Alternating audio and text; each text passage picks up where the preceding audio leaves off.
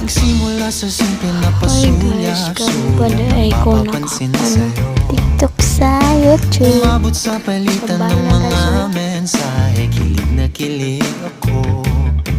Kumusta, kain na, hello, magandang umaga. Ingat ka, pahinga, huwag kang masyadong magpupuyat pa.